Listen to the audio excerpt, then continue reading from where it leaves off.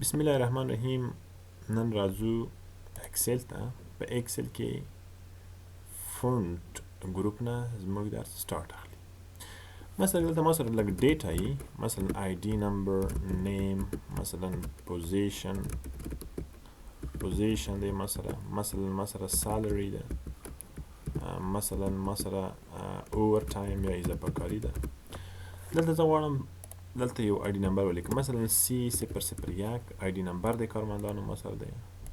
مثلا لاندې مې کته کړ، دا مثلا ما سره چی دی؟ امپلایي نوم دی، امپلاییز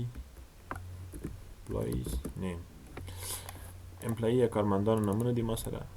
دلته مثلا نور، مثلا کمال، سجاد، مثلا حامد، خالد، مثلا رحمان، مثلا خیال. دا کارمندانو لیست ماست دی. پوزیشن ته راځم، مثلا نور ډاکتر، انجینر، مثلا آی تی، مثلا ډاکتر، مثلا انجینیر، مثلا ټیچر دی ما سره. بل ما سره راځو، مثلا بل ما سره دی منیجر. دلته راځو سالري ورکو، مثلا 200، 300، 200، مثلا 400، مثلا 400، 500، 600، همداسې مثلا 700. اضافه کاري مثلا 20، 30، 10، مثلا 50، 60، مثلا 40، مثلا 20. دا مثلا ډیټر.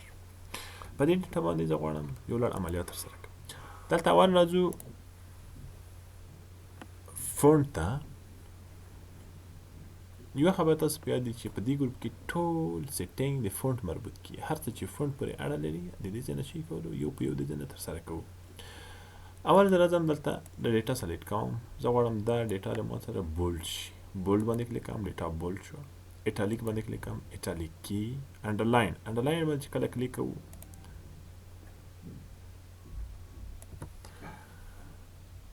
مثلا زه غواړم زما د هیډینګ دی کومه انډرلاین شي، دا سره انډرلاین باندې کلیک کوئ.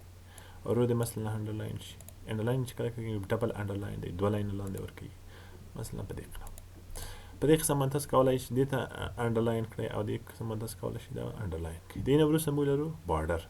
که دغه ډیټا زه سلیکټ کړم، غواړئ دې ته بارډر ورکړئ، دلته راځئ باټم بارډر، یوازې په لاندې برخه کې بارډر ورکړئ. دا وګورئ یوازې لاندې قسمت کې بارډر اخلي.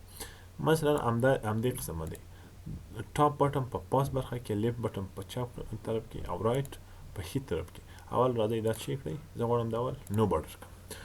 اوس راځم دې باندې کلیک، دلته راځئ رایټ بارډر، په ښي طرف کې بارډر ورکړئ، دې طرف کې بارډر ورکړئ. دې نه وروسته موږ چې لرو، راځو دلته یو سرحد نو بارډر کو واخلئ، د ټول بارډر یې بینه ځي، کوم بارډر چې موږ ورکړو هغه هم له منځه ځي. د هغې نه وروسته موږ لرو آل بارډر، ټول ډیټا ته بارډر ورکړي، هر قسمت کې بارډر ورکړي، دې قسمت کې بارډر، دې قسمت کې بارډر، ټول ډیټا ته موږ بارډر ورکړ. د هغې نه وروسته موږ لرو آوټساید بارډر. ښه، بسم الله الرحمن الرحیم. د دې نه وروسته موږ چې لرو، د دې نه وروسته لرو آل بارډر، آوټساید بارډر. آوټساید بارډر څه کار کوي؟ یوازې بیرون ته چې ورکوي بارډر ورکوي. اول د دې نه مخکې تاسو باید چې کړئ نو بارډر کړو. مثلا زه راځم دغه ډیټا ما سره سلیکټ شوه، دې باندې کلیک، آوټساید بارډر یوازې بیرون ته چې ورکوي بارډر ورکوي. بل موږ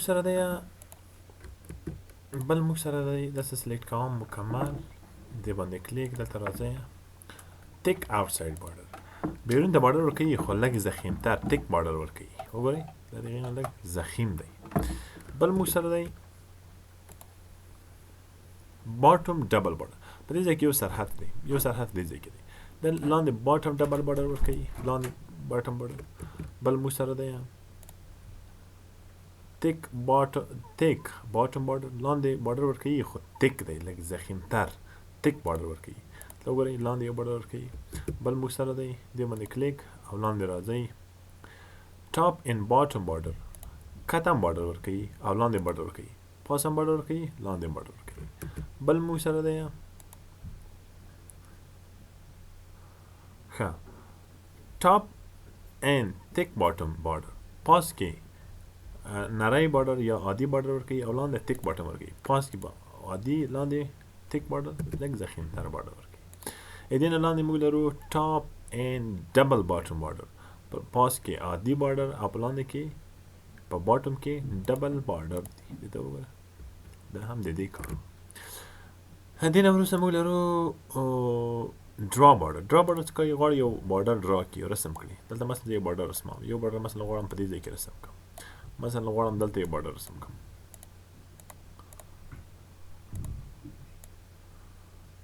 مثلا غواړي دلته بارډر رسم کړي مثلا غواړي دلته یو بارډر رسم کړي دا د چی کار وو د ډرا بارډر نه موږ وروسته چې کوم آپشن لرو دې نه وروسته لرو ډرا بارډر ګریډ په دې باندې چې کله کلیک وکړو مکمل یو سیل یو مستقیما یو نیټورک یو شبکه باندې تاسو کولی شئ دغسې بارډر رسم کړئ مثلا دلته غواړئ بارډر رسم کړئ دلته غواړئ مثلا بارډر رسم کړئ هر ځای کې تاسو غواړئ هلته بارډر کولی شئ رسمول یو په یو دلته کولی شئ مکمل بارډر رسم کړئ د هغې نه وروسته موږ لرو اریس بارډر چې څه ویل کېږي بیرته بارډر پاکوي مثلا دغه بارډر تاسو اضافه رسم کړی بیرته یې غواړئ پاکوي دا بارډر مثلا غواړئ پاکوي دا بارډر مثلا پاکوي دا غواړئ مثلا پاکوي دا اریس بارډر کار د دې نه وروسته موږ لرو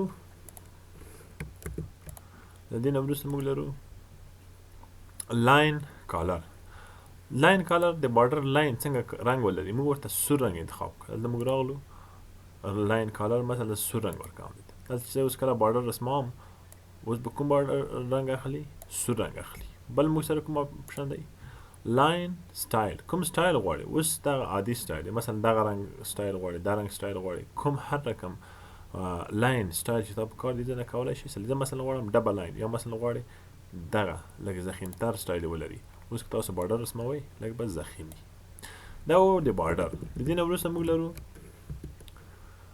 فیل څه کار کوي فیل بکګراوند رنګ ته تغییر ورکوي مثلا تاسو دغه مثلا یو بارډر دی دې نه راځئ سټایل ته تغییر ورکوئ سټایل ته هم تغییر ورکوئ او رنګ ته هم تغییر ورکوئ او دې نه وروسته راځئ مثلا دې ته هم تغییر ورکوئ دې نه وروسته راځئ بارډر ته آل بارډر باندې کلیک کوئ دلته وروسته راځئ فیل کالر زه غواړم مثلا د هیډینګ دی مثلا ما سره کوم فیل کالر ولري دغه فیل کالر ولري مثلا دغه ځای دی مثلا ما سره کوم کالر ولري مثلا غواړم دغه کالر دی ولري دا مثلا ته بل فیل کالر ورکوئ دې ته مثلا کوم رنګ ورکوئ مثلا دې رنګ باندې فیل کالر بیکګراوند یا ډکول دې نه وروسته فونټ کالر څه کار کوي مثلا دغه ما سره کوم رنګ کې دی امپلایي نیم په تور رنګ دی غواړئ دې ته یو مشخص رنګ ورکړئ مثلا غواړم د ټول هیډینګ د ما سره کوم رنګ کېږي زه مثلا غواړم د ما سره سپین رنګ کېږي دا کوم رنګ واخلئ سپین رنګ اخلئ غواړئ مثلا بل کوم رنګ ورکړئ دې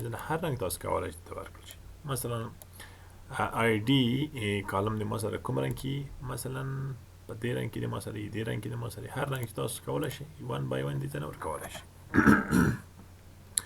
دې نه وروسته موږ څه لرو دلته راځو دې باندې کلیک زه غواړم مثلا دې ته یو سټایل ورکړم منظم فونټ سټایل دې نه ورکولی شئ هر رقم فونټ تاسو وغواړئ ورکولی شئ مثلا زه غواړم د ټایم نیو رومان چې ورکړم فونټ ورکړم